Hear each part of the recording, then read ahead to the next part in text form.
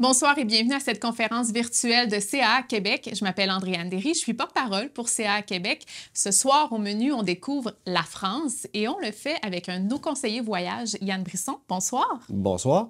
Avant de débuter la conférence, pour nous permettre que ce soit un petit peu plus fluide, on a décidé de désactiver micro et clavardage. Par contre, vous pourrez voir quelques informations utiles qui seront des liens en fait vers les pages clés de notre site Internet. Ils vont s'ajouter au clavardage tout le long de la conférence. Ce sera simple, vous allez voir. Dès maintenant, d'ailleurs, il y a un premier lien qui a été inséré qui va vous rediriger vers la page pour prendre rendez-vous avec un de nos conseillers voyage. Le lien va être disponible tout au long de la conférence et disponible dans la section « Nous joindre » de notre site Internet voyage.caquebec.com. Donc, rebonsoir, Yann. Bonsoir, bonsoir. Ça fait combien d'années là, que vous êtes chez CAA Québec? Moi, je suis dans ma 15e année chez CAA Québec au centre de service de Gatineau. Et là, ce soir, on parle de la France. C'est un pays que vous avez visité combien de fois? Je suis allé 4 fois en France là, dans mes nombreuses années de voyage en tant que conseiller en voyage de CAA Québec. Et pour y aller aussi souvent, j'imagine qu'on doit un petit peu aimer ça, la France. Qu'est-ce que vous aimez? Ouais. Moi, c'est un pays, personnellement, la France, c'est un de mes pays européens préférés, personnellement. Côté nourriture, paysage, les gens sont très gentils. Les gens souvent pensent France, vont penser Paris, mais il y a tellement plus de choses à faire en France que seulement Paris. C'est vraiment incroyable comme pays. Et là, on voit la Tour Eiffel à Paris. Parlez-nous un petit peu de Paris, de la France, là, de ce qu'il y a de bon à y faire. Paris, la ville lumière, je suis allé 3 fois à Paris, puis je peux vous dire que, dont la dernière fois en avril passé, puis je peux te dire que j'ai pas vu la moitié de ce que j'aurais pu voir à Paris. C'est une ville gigantesque, les terrasses partout, super bons restaurants. C'est une ville qui est très vivante, c'est une très bonne nourriture, c'est vraiment très vivant. On va prendre un 5 à 7, il y a des terrasses partout. C'est vraiment très agréable de juste s'asseoir et de regarder ce qui se passe dans la ville et de discuter avec les locaux. C'est vraiment une ville qui est très agréable, mis à part tous les grands monuments historiques qu'on retrouve à Paris, là. Et pour avoir l'eau à la bouche, bien justement, allons voir une vidéo.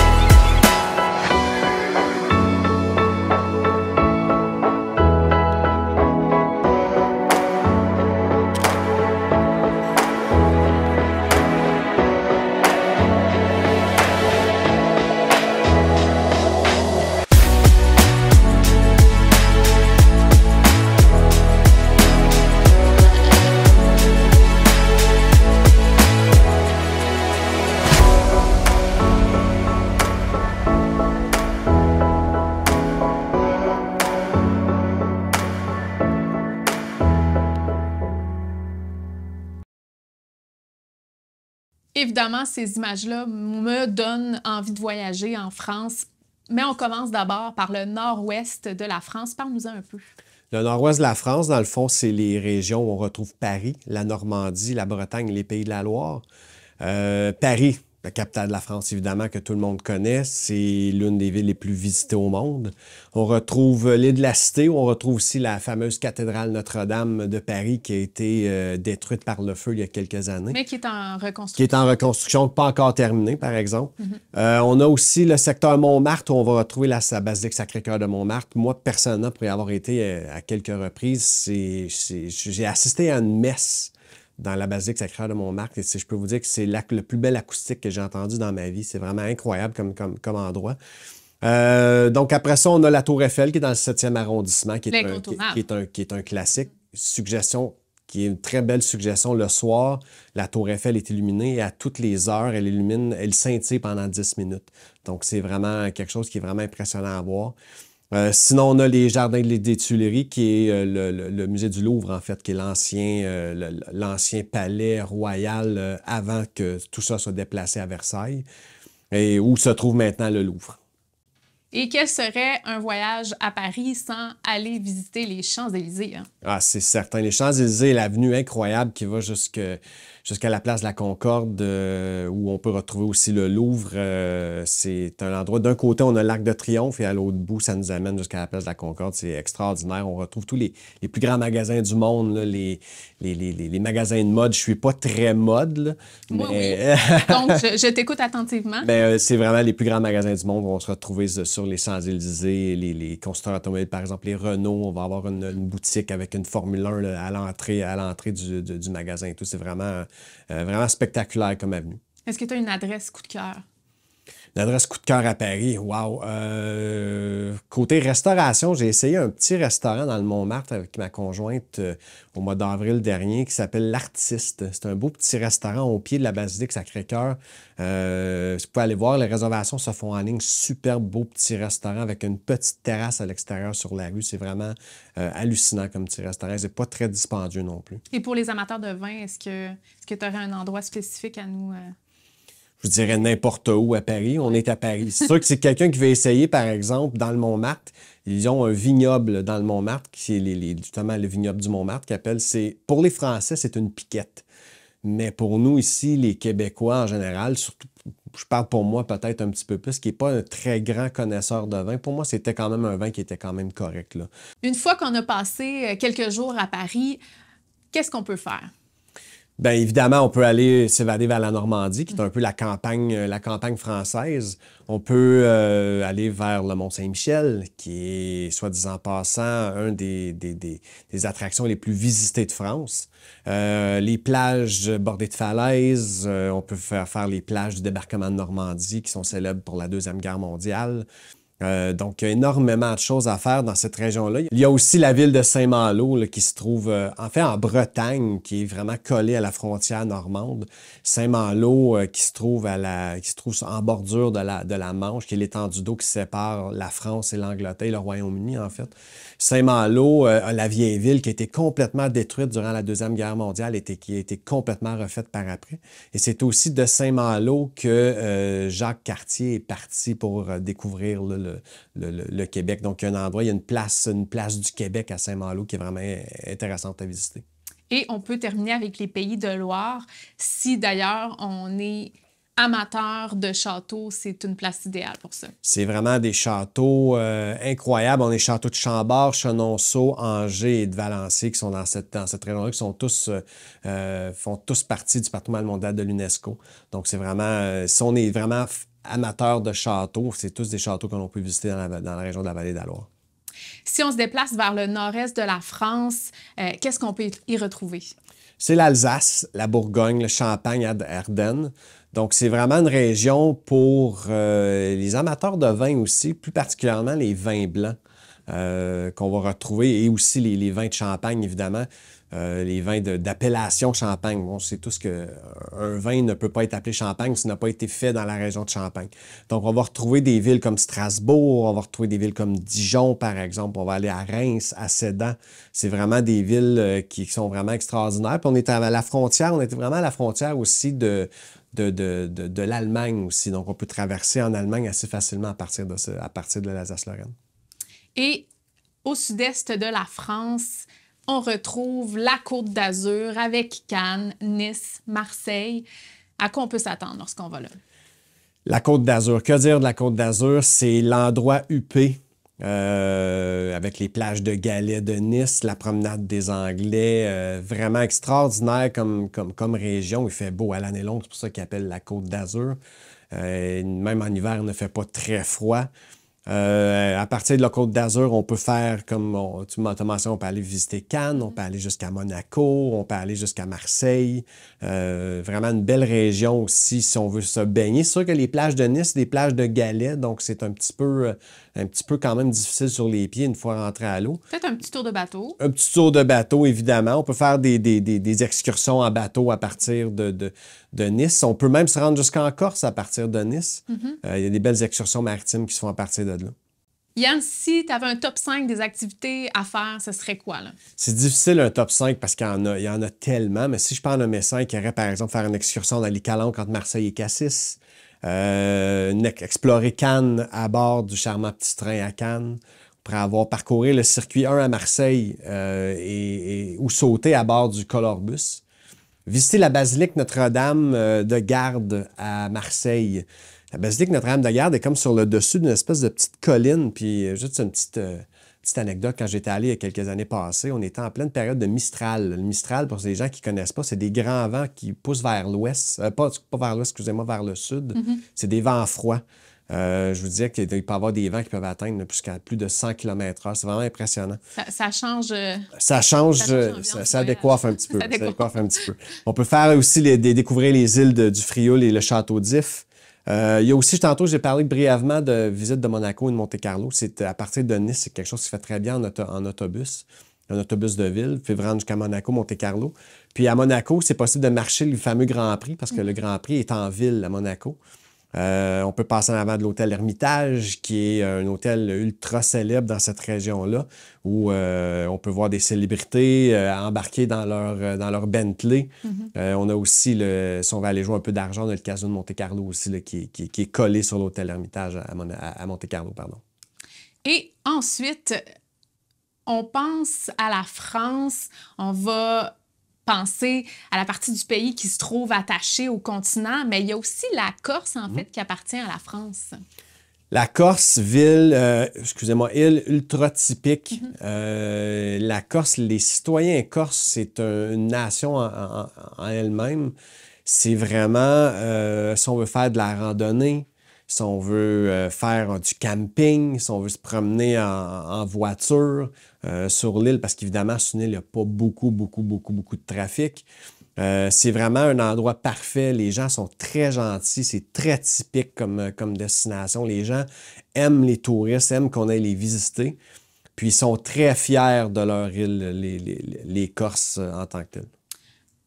Et d'ailleurs, Yann, pour ceux et celles qui sont intéressés d'en savoir un petit peu plus sur la Corse, on a fait une conférence complète là, qui est disponible. On va la mettre dans le clavardage, le lien. Vous allez pouvoir la regarder et découvrir un peu plus sur cette île, sur cette région finalement, si ça vous intéresse.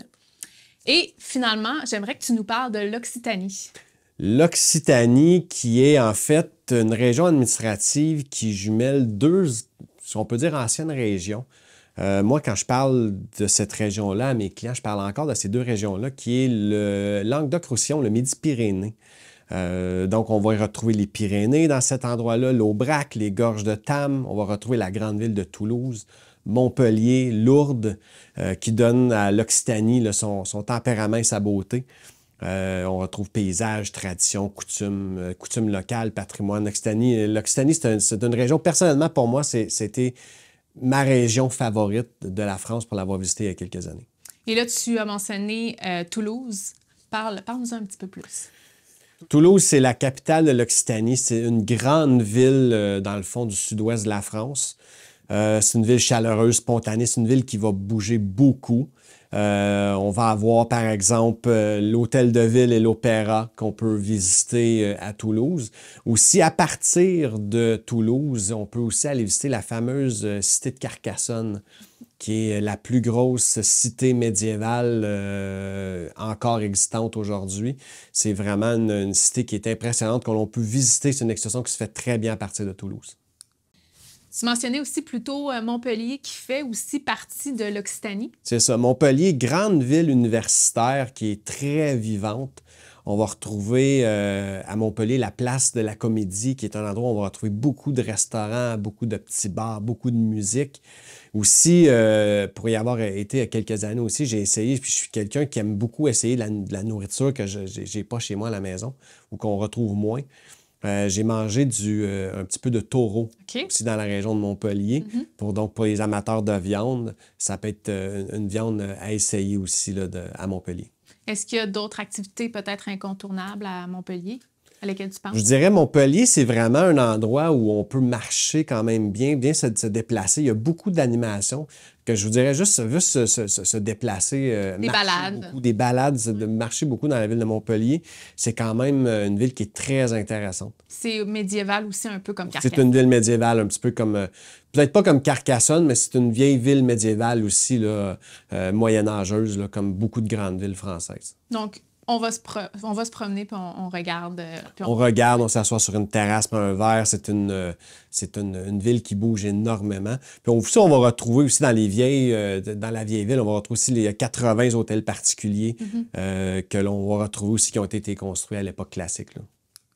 Et il y a Lourdes, qui est située à l'ouest de l'Occitanie. Qu'est-ce qu'on y retrouve? Qu'est-ce qu'on peut y faire? Lourdes, en fait, c'est un lieu de pèlerinage, c'est un haut lieu de la spiritualité dans le monde. C'est un endroit qui va accueillir les pèlerins, qui va accueillir beaucoup de touristes. C'est aussi une porte d'entrée pour les grands sites là, des Pyrénées, pour une porte d'entrée pour les loisirs de montagne, les randonnées pédestres et tout. Tu as mentionné les Pyrénées. C'est une destination qui est à visiter en toute saison. Quelle activité on peut y faire, outre évidemment là, la randonnée pédestre? Évidemment, c'est ça. Autre que la randonnée pédestre, il y a juste de voir les paysages et les panoramas somptueux et préservés de l'endroit, c'est incroyable. En fait, les Pyrénées, c'est un petit peu plus sauvage que les Alpes françaises. Il va y avoir les 9 grands sites Occitanie, le massif du Canigou, on va avoir Lourdes qu'on parlait tantôt, on parlait de Luchon. Parcs nationaux. Les parcs nationaux, on va avoir le Parc national des Pyrénées qui a été créé en 1967. Il y a aussi les parcs naturels régionaux, les PNR, leur col du Tour de France, dans le fond, le Tourmalet, Aspin, etc., qu'on peut visiter dans la région des montagnes des Pyrénées. Tu nous as dit que tu aimais ça quand tu voyages, de goûter à la gastronomie locale. On va en France. À quoi on peut s'attendre? Qu'est-ce qu'on peut goûter? Quel meilleur endroit que la France pour aller manger? Que ce soit manger des crêpes bretonnes en Bretagne, des fruits de mer aussi en Bretagne, de la bouillabaisse en Provence, du cassoulet dans le Périgord, du fromage dans les Pays basques, par exemple, et de la fondue et de la viande de grison dans les Alpes. On peut manger aussi du saucisson aussi dans ces régions-là. C'est vraiment la France. Il y a tellement de variétés de nourriture. En fait, la gastronomie française est renommée mondialement, là. Et là, on a parlé de nourriture, mais il y a aussi l'alcool, les vins, les cidres.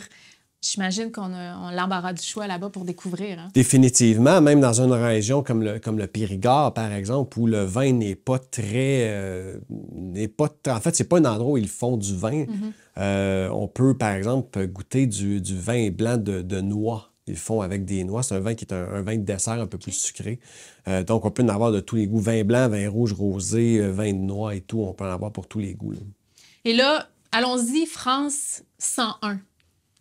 Donne-nous tes meilleurs conseils pour les gens qui veulent aller là pour une première fois. Ça peut être vraiment sur n'importe quoi, là. Tes meilleurs conseils.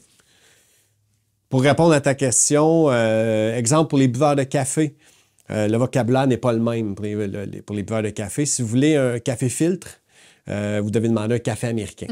Okay? Même chose, si vous allez dans un restaurant, vous êtes une famille, c'est possible. En fait, c'est pas possible. C'est certain que l'addition va être pour la table complète. Ils ne feront pas une addition par personne. Ouais. C'est vraiment une façon qui fonctionne. C'est très, très européen, en fait, pas seulement français. À Paris, une consommation prise sur une terrasse va généralement coûter plus cher que si on la prend à l'intérieur. Ça fonctionne comment pour les pourboires? Les pourboires, dans de nombreux cas, les pourboires sont inclus sur les additions. Okay, faut savoir. En France. Dans certains endroits, on va en donner quand même un petit peu, mais je vous dirais que la majeure partie, ça le dit dessus sur le ticket de caisse, ça va dire service inclus. Attention aux heures de repas. Les Français ne mangent pas à toutes les heures de la journée. Donc, si vous allez en plein milieu de l'après-midi dans un restaurant, il est possible que le restaurant soit fermé. Donc, il faut en faire attention. Quand on voyage en France, bien, on vit comme les Français. Pour l'hébergement en France, comment on choisit? Est-ce qu'on peut se fier à la cotation d'hôtel? Absolument. Un 4 étoiles en France, c'est un vrai 4 étoiles. Ils ont un standard d'hôtellerie assez élevé en France.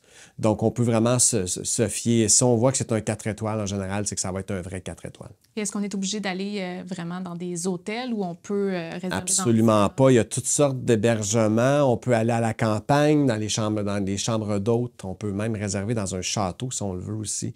C'est possible. Il n'y a pas seulement les chambres d'hôtel. Et c'est quand le meilleur moment pour aller en France? Pour moi, c'est le printemps. Pour moi, c'est vraiment le printemps, avril et mai. La raison est simple, c'est que la saison commence. Les gens sont contents de nous voir arriver, les terrasses ouvrent. Les Français aiment beaucoup justement leurs 5 à 7, vont aller sur les terrasses. Il y a une bonne humeur qui se sent vraiment dans cette période de l'année. Évidemment, dans les périodes peut-être à éviter, je vous dirais d'éviter les périodes achalandées de juillet et août, parce qu'on tombe souvent dans les vacances européennes, donc c'est une période qui peut être assez achalandée. Donc, généralement, je vous dirais au printemps, avril, mai, ou sinon, si on est capable, septembre et octobre sont des belles périodes. Et si mon objectif, c'est de visiter les vignobles, c'est quand le meilleur moment pour y aller? Bien, en fait, si on veut voir de quelle façon, si on fait les vins, c'est évidemment la meilleure période, c'est d'aller dans les vendanges, donc septembre, octobre, je vous dirais. Par contre, les meilleures périodes de l'année pour aller visiter les vignobles vont être plus les mois de mai et juin, je vous dirais, avant la période des vendanges. Et également, il y a plusieurs événements qui sont à prévoir pour les prochaines années, qui peuvent être prévus pour les gens hein, de visiter vraiment pour être dans ces bons moments-là. C'est quoi les grands événements à noter à l'agenda? Bien, il y a en 2024 les Jeux olympiques de Paris qui s'en viennent en 2024. Puis en 2023 aussi, là, à l'automne, il y a la Coupe du monde de rugby qui s'en vient aussi là, au mois de septembre jusqu'à début octobre. Là. Donc, c'est à prendre en considération, je vous dirais surtout pour l'hébergement en France, c'est vraiment à prendre en considération. Et on va vous montrer un petit aperçu là, des événements là, qui sont à venir.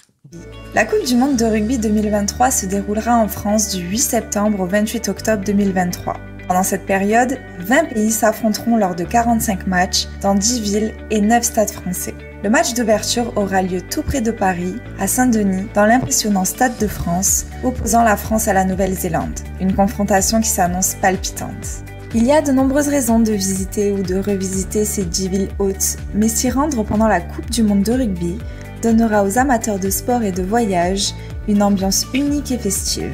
Les autres villes hôtes sont Bordeaux, capitale du vin et fervente ville de rugby, Lille, capitale des Flandres françaises, Lyon, l'une, sinon la meilleure ville gastronomique de France, Marseille, la deuxième ville la plus ancienne de France avec une touche très contemporaine, Nantes, ville créative et ancienne capitale des Ducs de Bretagne dans l'ouest de la Loire, Nice, capitale de la Côte d'Azur classée au patrimoine mondial de l'UNESCO, Saint-Étienne, dans la région Auvergne-Rhône-Alpes, capitale française du design, et enfin, la grande capitale du rugby en Occitanie, Toulouse, aussi connue sous le nom de la Ville Rose. 2023 est également l'année de quelques anniversaires majeurs qui seront célébrés et commémorés en France, dont plusieurs auront un écho auprès des visiteurs canadiens. Il y aura le 100e anniversaire de la mort de Gustave Eiffel, le brillant ingénieur qui a créé et construit l'emblématique Tour Eiffel. Il a également construit la charpente qui soutient la grande statue d'Auguste Bartholdi, la liberté éclairant le monde, qui trône dans le port de New York. Le Mont Saint-Michel, mondialement connu en Normandie, célébrera ses 10 siècles. La construction de la nef romane de l'abbaye du Mont Saint-Michel a débuté en 1023. La vie de Jean-Baptiste Poquelin, plus connu sous le nom de Molière, sera célébrée à l'occasion du 350e anniversaire de sa mort. La France se joindra à l'Espagne pour commémorer Pablo Picasso et son art. Picasso s'est installé en France en 1904 et a passé les 12 dernières années de sa vie à Mougins, sur la Côte d'Azur, où il est mort en 1973. Enfin, les 24 heures du Mans fêteront leur 100e anniversaire, la première course ayant eu lieu le 26 mai 1923. De nombreux pilotes canadiens et des personnalités du monde entier ont participé à cette épreuve. La prochaine édition aura lieu au Mans les 10 et 11 juin 2023. D'ailleurs, la vidéo complète est disponible sur notre site internet voyage.caquebec.com. Vous la retrouverez dans la section Destination. Sélectionnez le continent Europe puis la France. Bon visionnement, la vidéo est 6 minutes. Finalement, Yann, quels seraient les incontournables lors d'un séjour en France? Là, vraiment, là, tes incontournables. Écoutez, encore une fois, il y en a tellement, il y en a tellement. Mais tu sais, on peut pas aller en France sans faire une visite du Mont Saint-Michel et de son abbaye, ce que je parlais tantôt, qui est un des attraits touristiques un des principaux attraits touristiques là, de la France. Une chose qui était vraiment impressionnante, quand on arrive près du Mont Saint-Michel, je me souviens à l'époque, quand je l'avais fait, on était à une vingtaine de kilomètres, puis on le voit, le Mont Saint-Michel au large, parce qu'il est entouré de sable mouvant. C'est vraiment impressionnant. C'est comme si le château sort de la mer. C'est vraiment impressionnant. Admirer la tour Eiffel de la nuit, de nuit, j'en parlais tantôt, à toutes les heures, il y a 10 minutes que la tour scintille. Donc, explorer la grande dune du Pilat. C'est une dune qui est complètement à l'ouest dans la région de l'Aquitaine. C'est vraiment la mer pousse le sable vers la forêt. C'est vraiment impressionnant. On peut grimper sur le dessus de la dune. Puis encore une fois, il y a quelques années, quand j'ai fait la dune du Pilat, il y a une tempête qui arrivait au large. C'est vraiment assez impressionnant quand on voit le vent monter dans la dune. C'est vraiment, vraiment de toute beauté, par contre. On se croirait dans le désert du Sahara, en plein sur le continent français. Sinon, déambuler dans les cités médiévales de Carcassonne, qu'est-ce que je parlais tantôt, qui est la plus grosse cité médiévale de France. Visite aussi des petits villages d'Occitanie en grande partie. Le Saint-Cirque-la-Popie, qui a été nommé plus beau village de France par les Français il y a quelques années. Le petit village de Roussillon. Rocamadour, qui est aussi un lieu de pèlerinage où on peut retrouver de nombreuses chapelles. Rodez, on va avoir Sarlat-la-Canada, qui est une ville qui est encore éclairée à l'huile. Donc, c'est un peu particulier quand on se promène dans les villes le soir, dans la ville le soir, c'est un peu particulier que c'est encore de l'éclairage à l'huile. Donc, Sarlat-la-Canada se trouve en Dordogne. Sinon, on peut parler de conduire dans la région des vignobles de Saint-Émilion, aller visiter la cathédrale souterraine à Saint-Émilion qui a été construite, le clocher sur le dessus de la montagne, puis la chapelle a été construite à même la montagne, dans le roc. Donc, c'est vraiment très impressionnant là, comme petit village. Là, je suis surprise, il n'y a pas de nourriture. Là. À brûle pour point comme ça, là, ton repas préféré? En France, mon repas préféré, c'est vraiment difficile parce qu'il y en a beaucoup. Mais moi, je dirais probablement une soupe à l'oignon gratiné. Ça fait un peu drôle, mais c'est quand même, j'ai mangé la meilleure soupe à l'oignon gratiné de ma vie en France. On peut faire le comparatif au Québec et en France. On peut faire le comparatif, mais elle est de loin meilleure en France qu'elle est ici. Sinon, c'est difficile, comme dit, côté nourriture, parce qu'il y a tellement de choses, de bonnes choses à manger en France. Trop de coups de cœur. Trop de coups de cœur, évidemment. Merci. Et sachez que nos conseillers en voyage sont en mesure de vous offrir, et tu le sais, des produits qui sont des produits et des formules qui sont personnalisées à vos besoins. Si vous connaissez déjà bien la France ou souhaitez être autonome dans vos réservations, notre site web vous offre la possibilité de réserver votre vol ou votre hôtel en tout temps.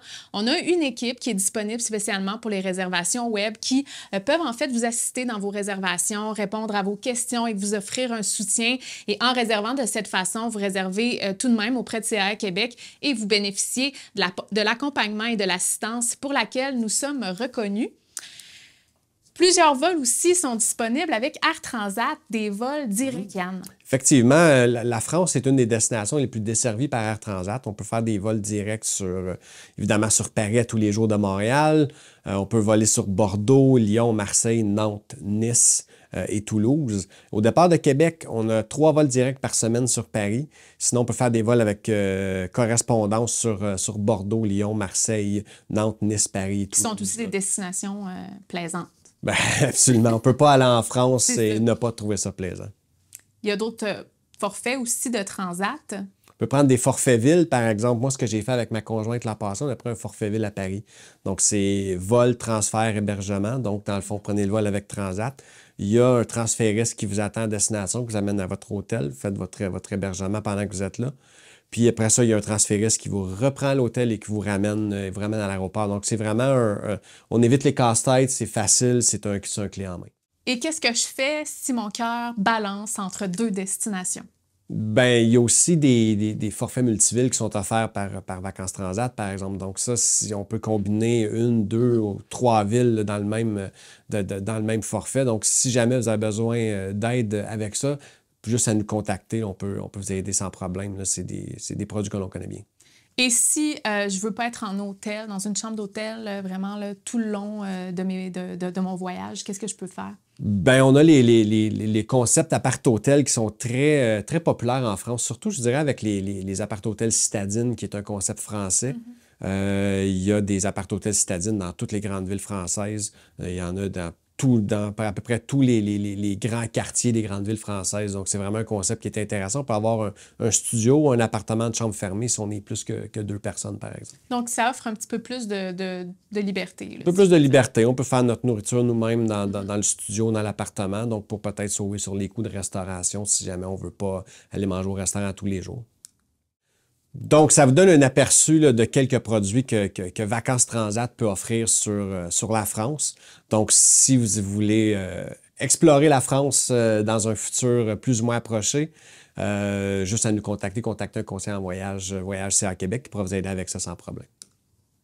Une question qu'on se pose depuis les dernières années avec les changements qu'a engendré la pandémie est qu'est-ce que j'ai besoin comme information pour me rendre dans le pays de mon choix, par exemple la France? Bien, chez CA Québec, on a fait un partenariat avec l'outil Sherpa afin d'introduire leur outil sur notre site web dans la section « Avant de partir ». C'est un outil, en fait, qui regroupe toutes les informations liées aux exigences d'entrée habituelles. Donc, tout ce qui est passeport, visa, billet de retour. Bref, vous allez retrouver tout ça sur cet outil-là, ainsi que les restrictions sanitaires qui varient d'un pays à l'autre et tous les changements là, qui sont faits régulièrement. C'est parfait pour vous tenir informé avant de partir et même une fois à destination. Finalement, c'est important de considérer une assurance voyage pour partir la tête tranquille, mais surtout partir en sécurité.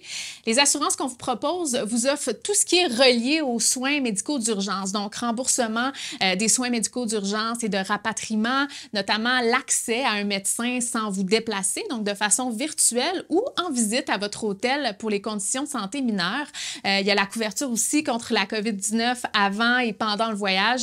Vous avez également le service d'assistance 24 heures sur 24, 7 jours sur 7 durant votre voyage. Vous avez des conditions préexistantes. Moyennant une surprime, obtenez un remboursement maximal de 200 000 $ pour les dépenses admissibles d'hospitalisation et de soins médicaux en cas de maladie ou de blessure subie en raison d'une condition médicale préexistante, en autant qu'elle soit stable 7 jours avant le départ. Je vous remercie d'avoir été des nôtres ce soir. Merci aussi à Yann d'avoir été avec nous. Avec plaisir, avec grand plaisir. Finalement, aurais-tu des conseils de dernière minute là, à donner aux voyageurs, futurs voyageurs qui nous écoutent présentement? Bien, je vous dirais, c'est penser à rapporter des choses de France, rapporter des cadeaux et des souvenirs. Par exemple, on peut rapporter de la moutarde de Dijon. On peut rapporter des parfums faits sur mesure dans les parfumeries de Grasse, par exemple. De la faïence de Bretagne. On peut ramener des cannelés de Saint-Émilion, des macarons, qui est la recette originale a été aussi faite à Saint-Émilion, soit disant en passant. Donc, des figurines d'argile, des calissons, c'est des gourmandises sucrées de Provence. On veut évidemment du vin, évidemment. Donc, c'est vraiment rapporter des souvenirs de France. La France offre tellement de belles choses, donc profitez-en. Moi, je rapporterais aussi des macarons parce que j'ai la dent sucrée. Des macarons, et la durée est partout en France. On peut en rapporter de chez la durée, mais comme j'expliquais tantôt, si on veut essayer l'original, le macaron original, c'est à Saint-Émilion que vous allez le trouver. Merci beaucoup, Yann. Ça fait plaisir. Je ne sais pas pour vous, mais moi, j'ai envie de partir tout de suite pour la France, découvrir la France. D'ailleurs, si vous voulez le faire, n'hésitez surtout pas à contacter un de nos conseillers voyage. Vous pouvez le faire de 3 façons super simples. Par téléphone au 1-844-689-2439. Vous pouvez aussi le faire par courriel aux conférences au pluriel @caquebec.com. Vous pouvez aussi le faire en ligne, comme je l'ai dit en début de conférence, dans la section voyage.caquebec.com. Allez à nous joindre, localiser facilement le centre de voyage le plus près de chez vous. Et moi, je vous dis merci d'avoir été des nôtres et je vous souhaite de belles découvertes.